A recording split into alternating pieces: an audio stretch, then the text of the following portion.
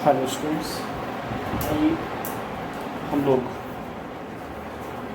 इस वीडियो में देखते हैं पी ब्लॉक एलिमेंट्स के general characteristics. P block elements के जनरल कैरेक्टरिस्टिक्स क्या हैं? पी ब्लॉक एलिमेंट्स के जनरल कैरेक्टरिस्टिक्स क्या हैं, इसमें हम डिस्कस करते हैं। द एलिमेंट्स, सबसे पहले तो पी ब्लॉक एलिमेंट्स होते क्या हैं? The elements in which the last electron enter in the p subset called p block elements। वो एलिमेंट्स जिनका लास्ट इलेक्ट्रॉन कहाँ पाया जाता है? p सबसेल में पाया जाता है, एंटर करता है, प्रवेश करता है, क्या कहलाते हैं? p ब्लॉक एलिमेंट्स कहलाते हैं। अगर मैं इसको एग्जांपल, यहाँ पर मैंने ये p ब्लॉक एलिमेंट्स दिखाए हुए हैं आपकी पीरियोडिक टेबल में। राइट हैंड साइड में ग्रुप 13 से लेकर ग्रुप 18 के जो एलिमेंट्स हैं, इन्हें हम पी ब्लॉक एलिमेंट्स कहते हैं। ठीक है, ये पी ब्लॉक एलिमेंट्स में किसी को भी आप ले लीजिए। सपोज दैट आप बोरान को लेते हैं, ध्यान दीजिएगा, बोरान को लेते हैं तो एटॉमिक नंबर क्या होता है बोरान का? 5। कॉन्फ़िगरेशन करते हैं तो 1s2 2s2 2p1। पी में कितना इलेक्ट्रॉन? 1 इलेक्ट्रॉन। इसी तरह से कार्बन का अगर आप करते हैं, एटॉमिक नंबर 6 है तो 1s2 2s2 2p2। ध्यान दीजिएगा बेटा। नाइट्रोजन का करोगे तो सब कुछ सेम रहेगा 7 के लिए, लास्ट में यहाँ पर 2p3 हो जाएगा, सब कुछ सेम रहेगा। तो इसका मतलब ये हुआ कि एक एक इलेक्ट्रॉन, जैसे आप लेफ्ट टू राइट जाते हैं, इलेक्ट्रॉन इंक्रीज करता जाता है। तो इसलिए ये ग्रुप 13 से लेकर 18 के एलिमेंट्स जो हैं, लास्ट में मान लीजिए आप नियान की बात कर लेते हैं, एक बार इसको भी देख लेते हैं। नियान 10 के लिए कॉन्फ़िगरेशन करते हैं तो 1s2 2s2 2p6। देखिए 10 हो गया बेटा, 2 2 4 और 6 10, तो लास्ट में 6 इलेक्ट्रॉन आ जाते हैं। तो इस तरह से ग्रुप 13 से लेकर ग्रुप 18 एलिमेंट्स जो होते हैं, group 13 to group 18 elements belong to this block, मतलब पी ब्लॉक को बिलोंग करते हैं। जो ग्रुप 13 से ग्रुप 18 में एलिमेंट्स ये दिखाए गए हैं, ये सब पी ब्लॉक एलिमेंट्स हैं। ठीक है, दूसरी चीज बात करते हैं general electronic configuration for the outermost cell are ns2। Outermost जो ये पी ब्लॉक के एलिमेंट्स हैं, इन सभी एलिमेंट्स के लिए एक जनरल इलेक्ट्रॉनिक कॉन्फ़िगरेशन होता है ns2 np1 to 6। जैसा मैंने अभी आपको दिखाया, जब आप फर्स्ट ये 13th ग्रुप में होंगे तो p में एक इलेक्ट्रॉन होगा, और उससे पहले कि s सबशेल कंप्लीटली फिल्ड होगी, पूरी भरी हुई होगी। इसके बाद जब आप लास्ट तक पहुंचेंगे तो यहाँ p में 1 से शुरू होगा और लास्ट में क्या पहुंच जाएगा? 6 तक इलेक्ट्रॉन पहुंच जाएगा जब आप नोबल गैस पर होंगे। इसके लिए भी वही चीज कॉन्फ़िगरेशन, किसी का भी आप मान लीजिए फास्फोरस का आप करते हैं, एटॉमिक नंबर 15 होता है तो 1s2 2s2 2p3 3p 3p3। तो जब देखिए 2 2 4 10 12 और ये 15 हो गया ना 15। तो इसलिए 3 to 5, इसमें 10 अगर हम जो आउटर मोस्ट सेल में पी ब्लॉक का जो एलिमेंट्स होता है, उस आउटर मोस्ट सेल में जितने इलेक्ट्रॉन होते हैं उसमें 10 अगर हम ऐड कर देते हैं तो हमको उसका क्या पता चल जाता है? पीरियड नंबर पता चल जाता है। तो ये ग्रुप नाइट्रोजन इस ग्रुप में आ रहा है, तो इसलिए ये 15th ग्रुप होता है। ठीक है ना, ऐसे ग्रुप भी पता करते हैं। वैसे पिछले वीडियोज में मैं इस बारे में पहले ही डिस्कस कर चुका हूँ। तो इस तरह से किसी भी पी ब्लॉक एलिमेंट्स के का लास्ट इलेक्ट्रॉन कहाँ एंटर करता है? पी सबसेल में एंटर करता है। ये वैल्यू बदल सकती है अगर वो फर्स्ट पीरियड का एलिमेंट है, फर्स्ट में तो हालांकि हीलियम ही सिर्फ होता है। अगर वो सेकंड पीरियड का है तो यहाँ सेकंड लिखा होगा। अगर वो इसका एलिमेंट्स है तो इन सब के लिए 3 लिखा होगा। n की वैल्यू बदलेगी, that means principal quantum numbers क्या करेगी? इंक्रीज करेगी जैसे जैसे आपका अप टू बॉटम आते रहेंगे। ठीक है ना, 1 से लेकर के 7 तक। बाकी यहाँ पर electron same elements, same group का अगर एलिमेंट्स है तो उसका जनरल इलेक्ट्रॉनिक कॉन्फ़िगरेशन भी सेम होता है। जैसे इस ग्रुप के सभी एलिमेंट्स के लिए कि आउटर मोस्ट शेल के लिए जनरल इलेक्ट्रॉनिक कॉन्फ़िगरेशन ns2np1 होता है। इस ग्रुप के सभी इलेक्ट्रॉन के लिए ns2np2 होता है। ऐसे ही इसमें np3, np4, np5 और np6, बाकी सब कुछ सभी एलिमेंट्स के लिए n इंक्रीज करेगा।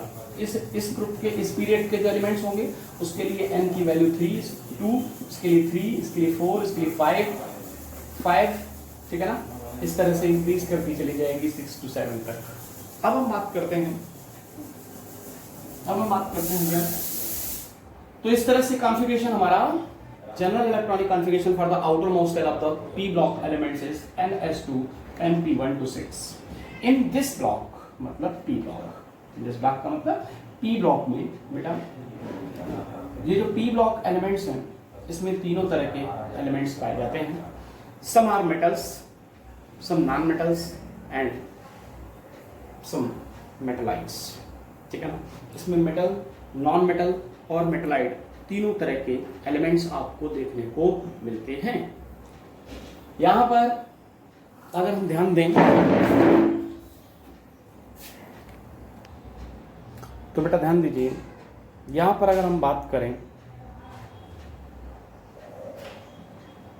किसकी, यहां पर अगर हम बात करते हैं कि p ब्लॉक एलिमेंट्स में मेटल, नॉन मेटल और मेटलाइट तीनों एलिमेंट्स हैं, तो ये मैंने एक डार्क लाइन यहाँ पर बना दी है। इस डार्क लाइन के इस तरफ सारे के सारे मेटल हैं, उस तरफ जो है वो नॉन मेटल है। p ब्लॉक में या पूरी पीरियोडिक टेबल में इस डार्क लाइन के इस तरफ लेफ्ट हैंड साइड सभी मेटल हैं, उस तरफ नॉन मेटल हैं, right hand side non metal हैं, और ये कुछ जो हैं वो मेटलाइट हैं। क्या हैं? ये मेटलाइट रखे हुए हैं। तो इस तरह से p ब्लॉक में मेटल, नॉन मेटल और मेटलाइट तीनों टाइप के एलिमेंट्स पाए जाते हैं।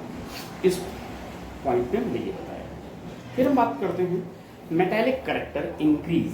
क्या लिखा है? Metallic character increase top to bottom. जब आप टॉप से बॉटम आते हैं किसी भी ग्रुप में p ब्लॉक में, तो इनका मेटालिक कैरेक्टर इंक्रीज करता है।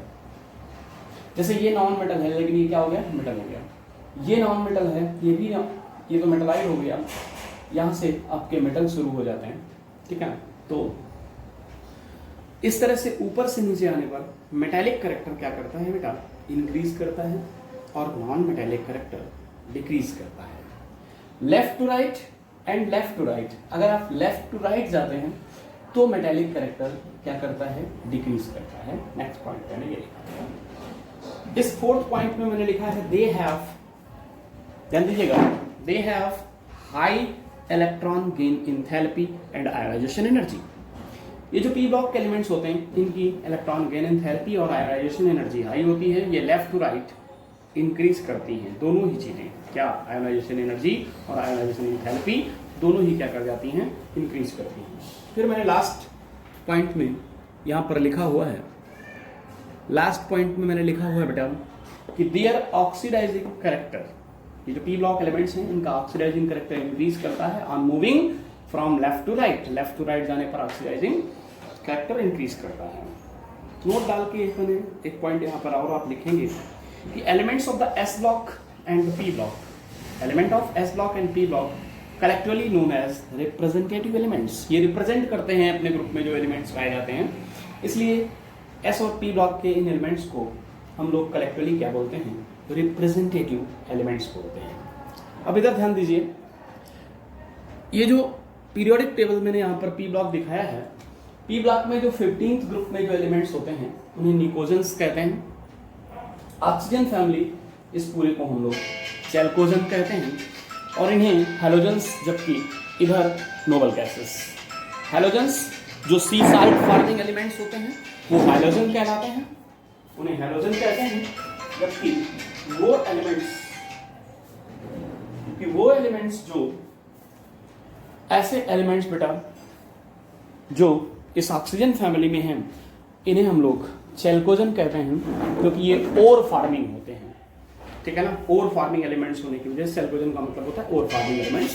निकोजेंस का मतलब होता है सफोकेटिंग स्मेल, मतलब ऐसी एलिमेंट्स जो ऐसी सफोकेशन काज करती हैं उन्हें हम लोग सफोकेटिंग एलिमेंट्स कहते हैं, इसलिए ये इस ग्रुप को बिलोंग करते हैं। तो इस तरह से बेटा